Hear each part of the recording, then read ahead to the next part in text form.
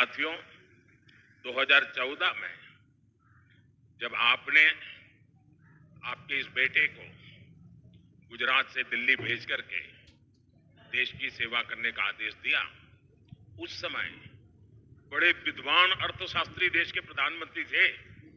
उनके बाद मुझे मौका मिला। जब उन्होंने छोड़ा था तब देश दुनिया में 11 नंबर की इकोनॉमी थी, 11 नंबर। हमारा नंबर 11 पर था। 10 साल में गुजराती ने, एक चाय वाले ने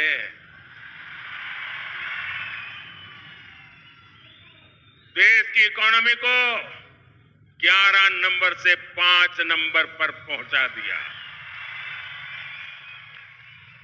कांग्रेस के चलते 10 दशकों तक देश के संविधान के साथ भांति भांति के खिलवाड़ हुए।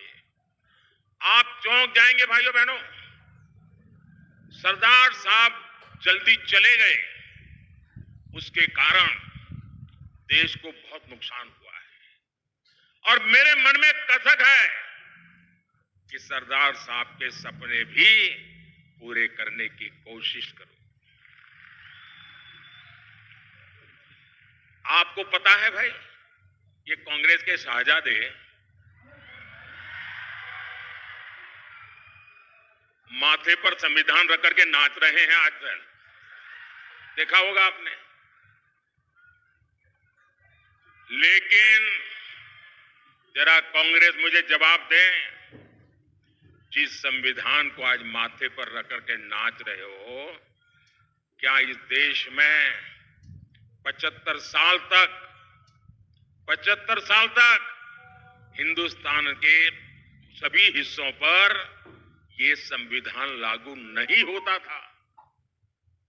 मोदी के आने के पहले इस देश में 2 संविधान चलते थे, 2 झंडे चलते थे, 2 प्रधानमंत्री थे। ये संविधान माथे पर लेकर के नाचने वाले शहजादे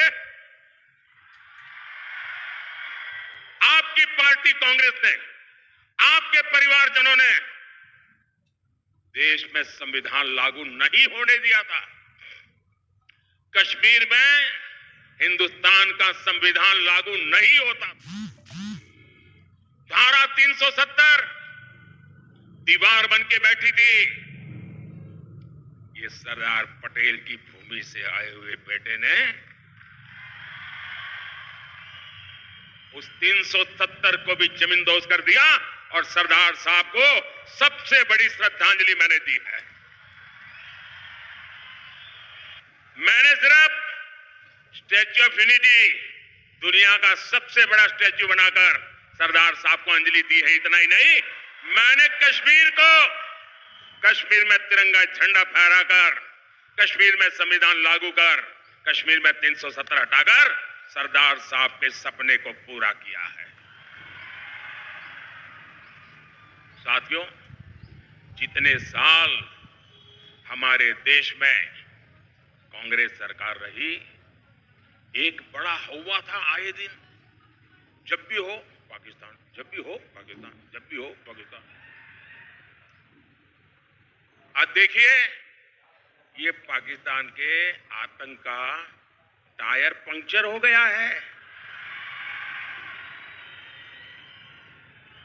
जो देश कभी आतंकी एक्सपोर्ट करता था, वो आटे के इंपोर्ट के लिए दर दर भटक रहा है।